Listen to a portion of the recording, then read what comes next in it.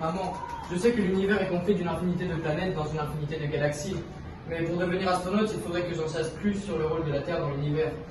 Comment pourrais-je en apprendre plus sur le sujet? Sincèrement, je ne sais pas beaucoup à propos de ce thème. Mais appelle ton oncle Hugo, il est astrophysicien, il pourra t'expliquer. Dans notre vaste univers, il y a une règle d'or. Les astres s'attirent entre eux. C'est le concept de la gravité. C'est pourquoi le Soleil attire la Terre et pourquoi la Terre attire la Lune. Avant de commencer, il reste à noter qu'un référentiel est un repère d'espace que l'on choisit. Cette définition nous servira après. Mais du point de vue de la Terre, on ne voit que le reste de l'univers qui bouge. Et par conséquent, dans le passé, on pensait que la Terre était le centre. Ces idéologies formaient la création du référentiel géocentrique. Par contre, selon les lois de la physique, ce plan devient trop compliqué et les penseurs commencent à chercher un nouveau référentiel. Toute cette idée des astres bougeant en relation avec d'autres astres dépend complètement de la perspective. Ça n'est pas seulement le cas pour les astres, sinon toute notre conception de mouvement est entièrement relative aux choses autour de l'objet qui est en mouvement.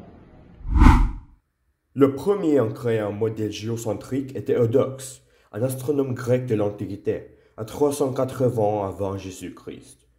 Le modèle géocentrique était défendu dans l'Antiquité par des philosophes comme Aristote et plus tard Ptolémée. Comme les planètes en réalité ne tournent pas autour de la Terre, ces modélisations deviennent très compliquées pour expliquer les mouvements des planètes. C'est la naissance de l'héliocentrisme. Dans ce plan, ce n'est plus la Terre au centre, sinon le Soleil.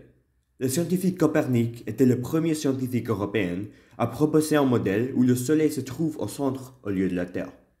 Ce plan était beaucoup moins compliqué que le géocentrique, et même si la majorité des astronomes de l'époque ne croyaient pas en ce modèle, il a inspiré des astronomes comme Galilée à essayer de l'améliorer, et c'est le progéniteur de notre conception moderne du fonctionnement de l'univers.